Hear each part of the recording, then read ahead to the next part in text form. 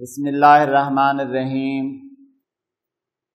Dear students, السلام علیکم۔ Second year Urdu کے لیکچر کے ساتھ فاروق احمد حاضر خدمت ہے۔ عزیز طلبہ، آج جو نظم ہم نے پڑھنی ہے، اس نظم کا عنوان ہے خدا سر سبز رکھے اس چمن کو مہرباں ہو کر۔ خدا سر سبز رکھے اس چمن کو مہرباں ہو کر۔ عزیز طلبہ، نظم کے عنوان کا ایک نمبر ہوتا ہے، تو بعض آئینہ جات میں یا ہیلپنگ بک کے اندر اس نظم کا عنوان جہاں تک لکھا ہوتا ہے خدا سر سبز رکھے اس چمن کو، یعنی مکمل نہیں لکھا ہوا ہوتا، تو آپ نے مکمل عنوان ذہن میں رکھنا ہے کہ خدا سر سبز رکھے اس چمن کو مہرباں ہو کر۔ اور شاعر کا نام اکبر الہ آبادی۔ اکبر الہ آبادی، ان کا اصل نام سید اکبر حسین اور تخلص اکبر الہ آبادی سنجیدہ گوئی اور طنز و مزاح دونوں حوالوں سے مشہور ہیں۔ البتہ ان کی سنجیدہ شاعری طنز و مزاح والی شاعری کے نیچے دب کر رہ گئی ہے، اور طنز و مزاح کے حوالے سے انہوں نے بڑی شہرت حاصل کی ہے۔ علامہ اقبال رحمۃ اللہ علیہ بھی اکبر الہ آبادی کو اپنا پیر و مرشد، بزرگ اور بڑا سمجھتے تھے، یہاں تک کہ ان کے کلام سے، ان کی شعر و شاعری سے متاثر ہو کر اقبال نے اکبر الہ آبادی کی طرز پر لکھنا بھی چاہا اور کچھ رباعیاں لکھی بھی سہیں، اور وہ ان کے کلام میں چھپی ہوئی ہیں، یعنی کلیات اقبال کے اندر اردو میں لکھی ہیں انہوں نے، لیکن مزاج وہ نہیں تھا جو اکبر الہ آبادی کا ہے، تو کچھ رباعیاں لکھ کر پھر اس انداز کو چھوڑ کر اپنی طرز پر واپس آ گئے اقبال۔ اکبر الہ آبادی کے اشعار میں ہمیں طنز و مزاح، فرنگی سامراج سے نفرت واضح انداز میں ملتی ہے، حالانکہ انگریزوں نے انہیں خطاب بھی دیا اور قوم نے انہیں لسان العصر کہا۔ انہوں نے طنز و مزاح والی شاعری میں بڑا نام کمایا۔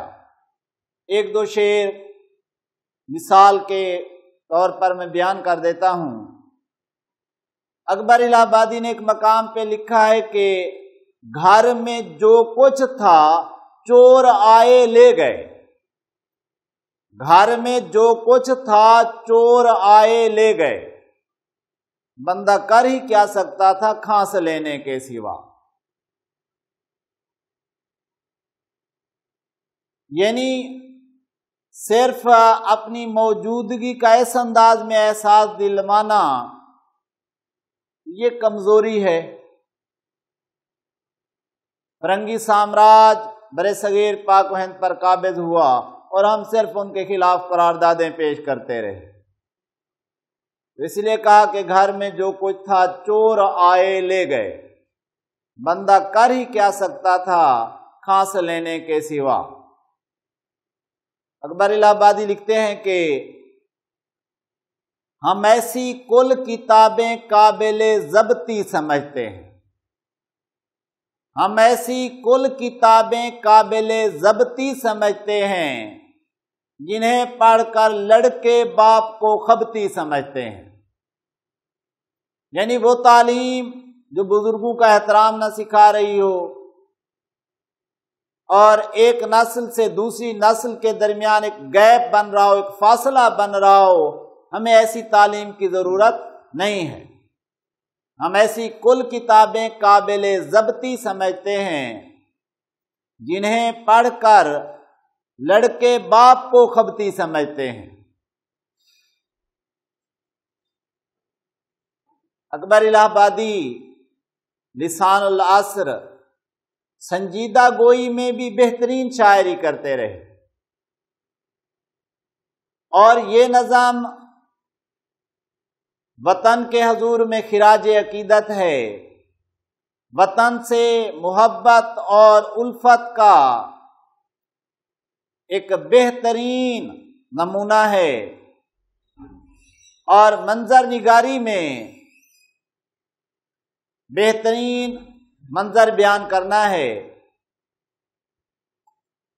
تو یہ نظم ہے خدا سرسبز رکھے اس چمن کو، یعنی سر تو کہہ رہے ہیں کہ وطن سے متعلق، تو بیٹا یہ نظم استعارات پر مشتمل ہے، تشبیہات پہ مشتمل ہے، اور علامتی حوالے اس نظم کے اندر موجود ہیں۔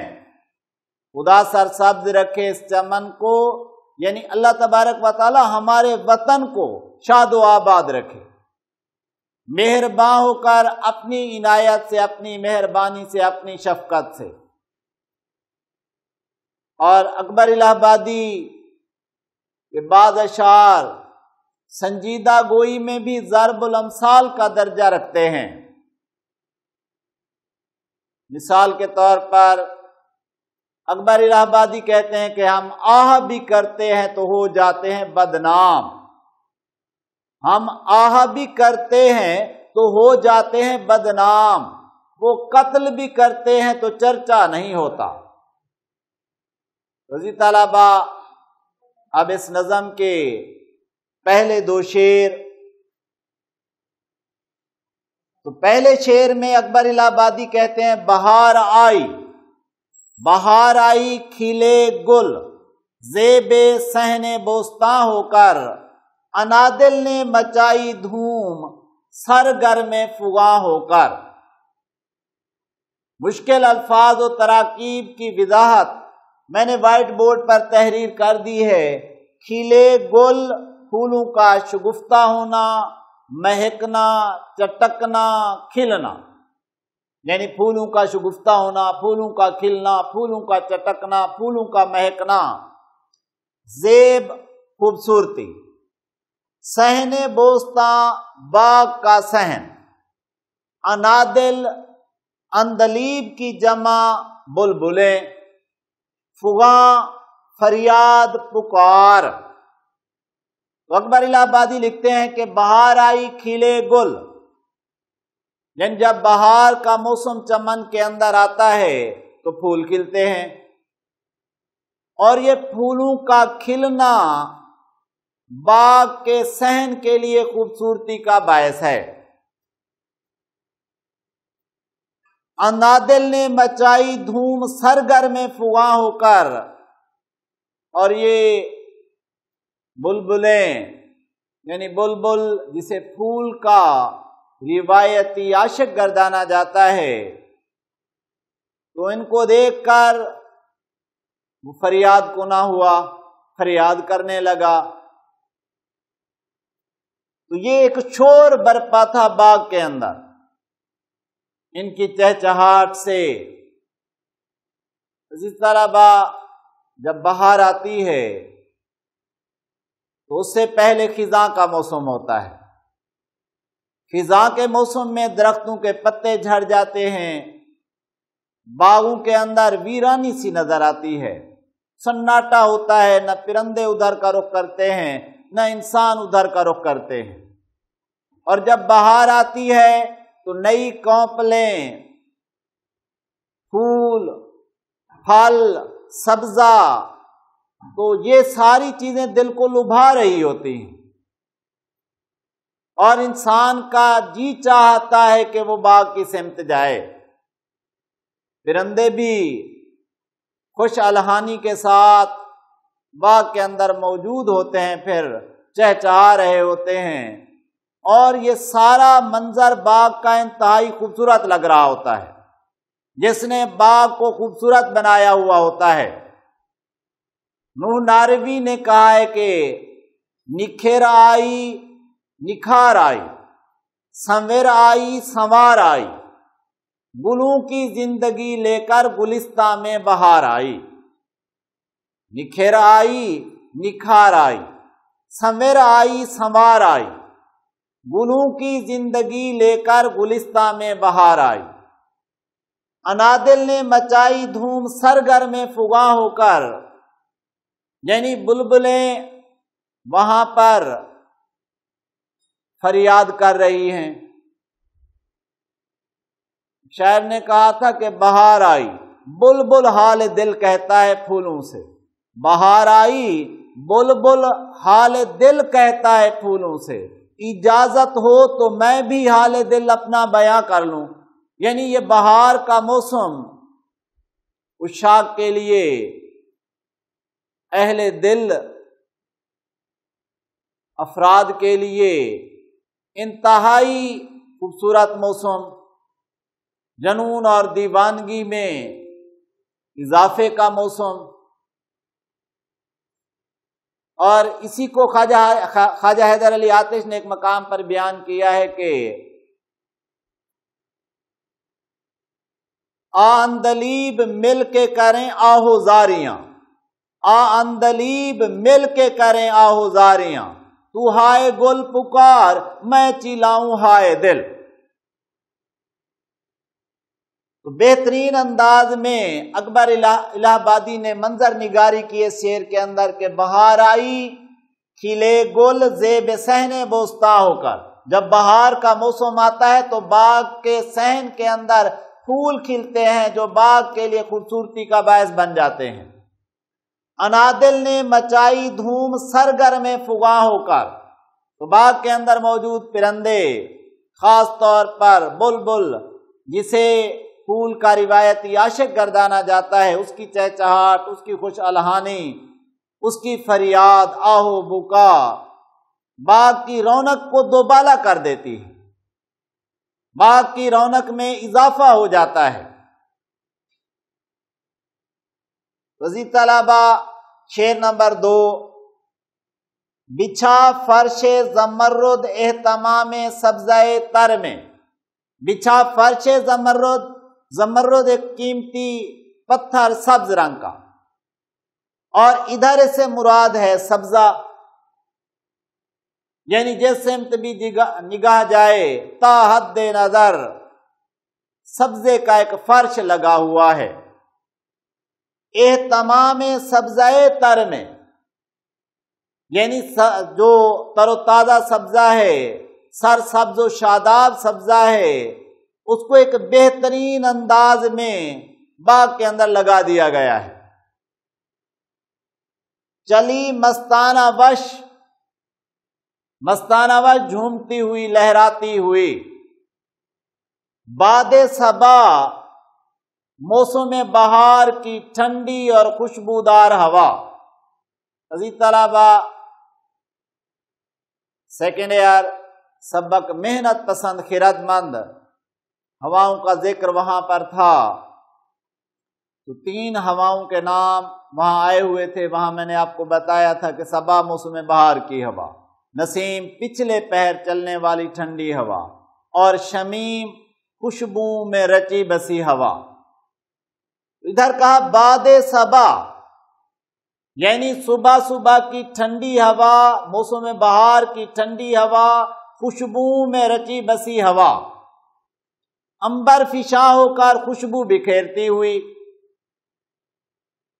جب بہار کا موسم آتا ہے تو ایک بھینی بھینی خوشبو فضا میں پائی جاتی ہے، باغ کے ارد گرد کا ماحول ان خوشبوؤں سے مہکا ہوا ہوتا ہے۔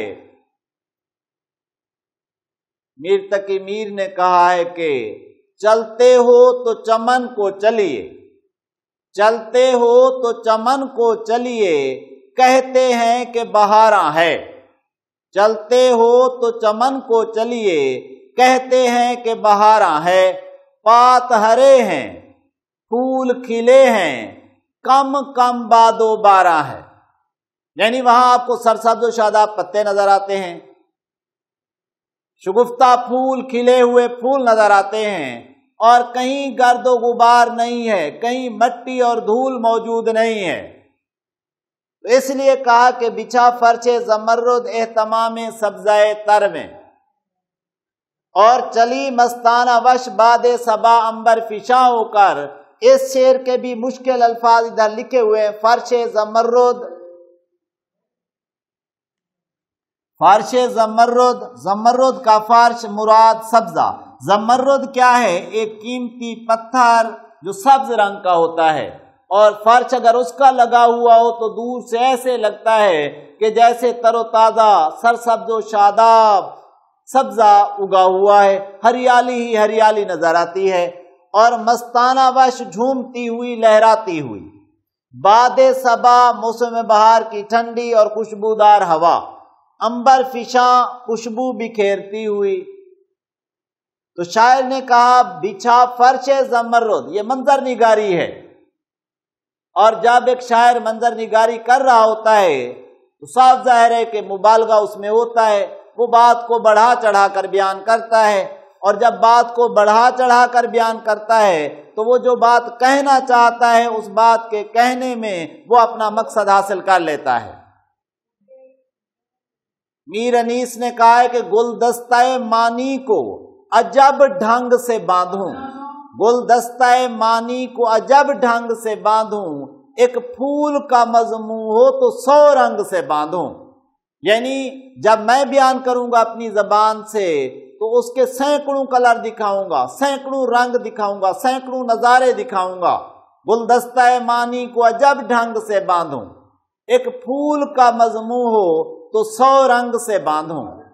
تو عزیز طلبہ، آج کا لیکچر میں یہیں پر ختم کرتا ہوں۔ انشاءاللہ تعالیٰ اگلے لیکچر کے ساتھ پھر حاضر ہوں گا۔ اللہ حافظ، شکریہ۔